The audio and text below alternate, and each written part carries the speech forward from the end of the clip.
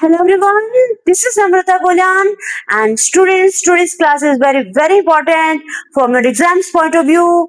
That is about the subscriptions of shares, about the call in arrear, about the calls in advance under the chapter accounting for share capital. Students, कल की class में हमने जाना था issue of shares क्या होता है and various accounting entries को कल की क्लास में डिस्कस किया था। आज हम उसी टॉपिक को आगे बढ़ाएंगे और वेरियस सिचुएशंस को डिस्कस करेंगे। So students, be attentive and stay focused in today's class. Students, are you ready to start the class? Let's start the class. आज की क्लास को स्टार्ट करने से पहले हमें ये जानना होगा सब्सक्रिप्शन ऑफ शेयर्स क्या होता है, ये टर्म्स कहां से आई है।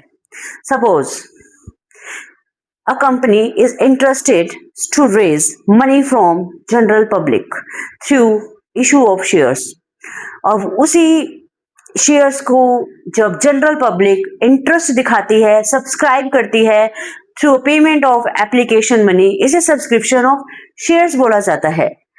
There are three situations: full subscription of share, over subscriptions of share and under subscription of share. Full subscription of shares की situations कब आती है? When number of share offered by a company is equal to number of shares applied by a general public. Understood? ये तो हो गया full subscription, जितने company ने शेयर्स ऑफर किए उतनी ही जनरल पब्लिक ने अप्लाई कर दिया। अब बात आती है अंडर की, जहां शेयर ऑफर ज्यादा किए गए हैं लेकिन जनरल पब्लिक ने अप्लाई कम किया है। That is the situation of under subscription. If under subscription is less than 90% as per SEBI guidelines, क्या होगा? It will be cancel. अब हम बात करते हैं ओवर सब्सक्रिप्शन की। ओवर सब्सक्रिप्शन की स्टेज कब आती है? स्टूडेंट्स, बहुत ध्यान देना। Number of share offered is less than number of share applied. It means general public ने शेयर जो अप्लाई की हैं उसकी नंबर ज्यादा है in comparison of number of share offered by a public. Suppose company ने तो पब्लिक को 10,000 शेयर्स ही ऑफर किए थे, लेकिन एप्लीकेशन मनी कितने शेयर्स पे रिसीव हो रही है? सपोज 15,000 पे 5,000 इज द एक्सेस। तो ये सिचुएशन है ओवर सब्सक्रिप्शन की। इस सिचुएशन को हैंडल करने के लिए कंपनी के पास दो ऑप्शन होते हैं। आइदर तो एक्सेस एप्लीकेशंस को रिजेक्ट कर दे, फर्स्ट तो reject and second is the pro rata allotment. Second option is the pro rata allotment. It means proportionately shares allot कर दिए जाते हैं। सपोज किसी ने 5 शेयर्स मांगे हैं तो उसको 3 अलॉट कर दिए, प्रपोर्शनेटली शेयर्स अलॉट कर दिए जाते हैं।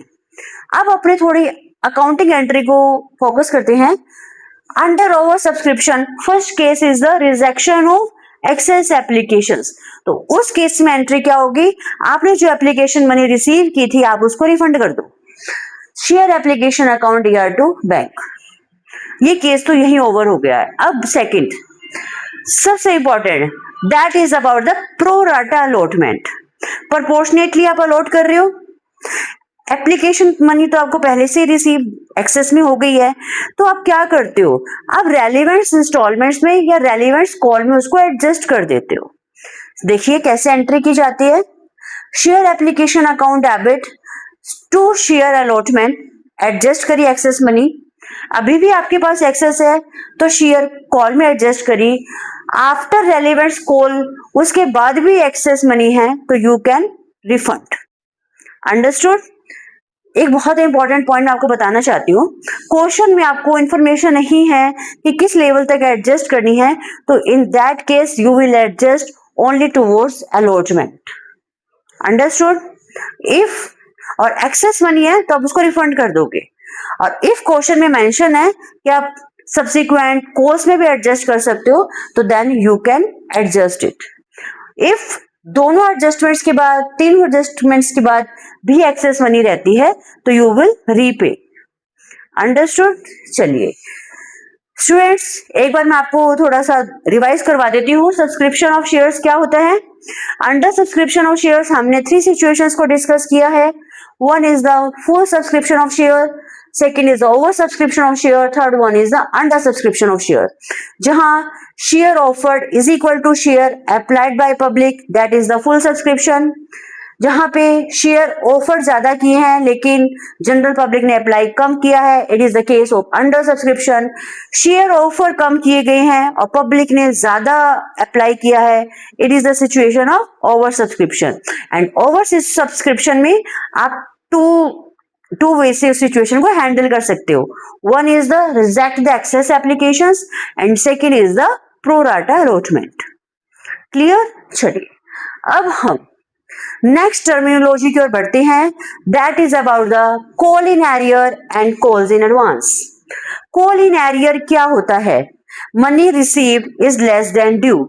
किसी शेयर होल्डर ने, आपने मनी ड्यू तो कर ली, आपने कॉल्स की मनी ड्यू कर ली है, बट किसी शेयर होल्डर ने अमाउंट पे नहीं की है, that is the case of call in arrear.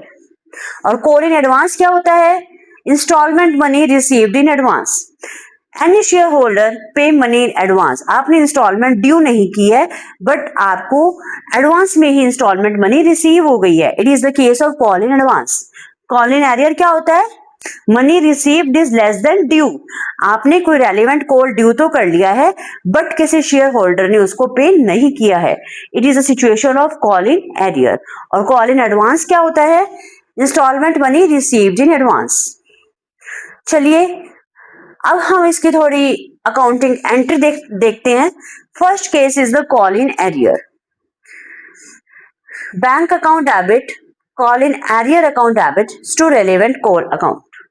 Understood? Because call in arrear क्या होता है? कंपनी के पॉइंट ऑफ व्यू से इट इज एन लॉस, सो इसे डेबिट किया गया है. अंडरस्टूड? अब अपने कॉल इन एडवांस में देखते हैं.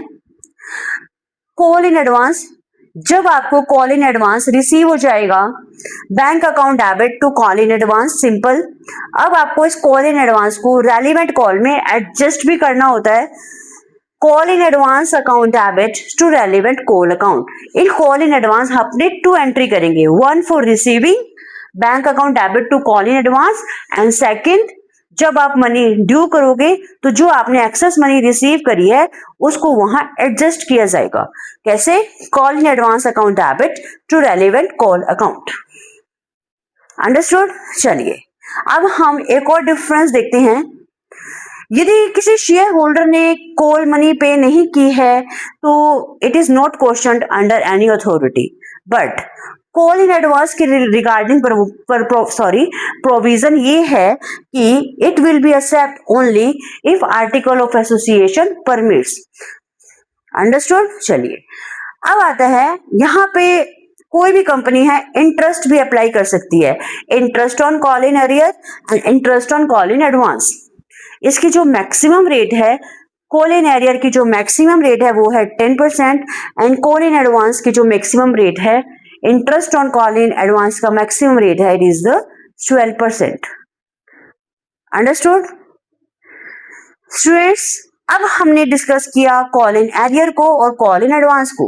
कॉल इन एरियर क्या होता है, कॉल इन एडवांस क्या होता है, फिर हमने इसकी जर्नल एंट्री को डिस्कस किया है, फिर हमने आर्टिकल ऑफ एसोसिएशन के रूल्स को डिस्कस किया है और हमने interest on call in arrear and interest on call in advance के रेट को डिस्कस किया है. अंडरस्टूड? स्टूडेंट्स आज की क्लास में हमने डिस्कस किया all over subscriptions of shares, call in arrear and call in advance. Students I hope आपको आज की क्लास बहुत ही अच्छे से समझ आई होगी and you will surely cooperate me in the future too. Thank you students and bye bye.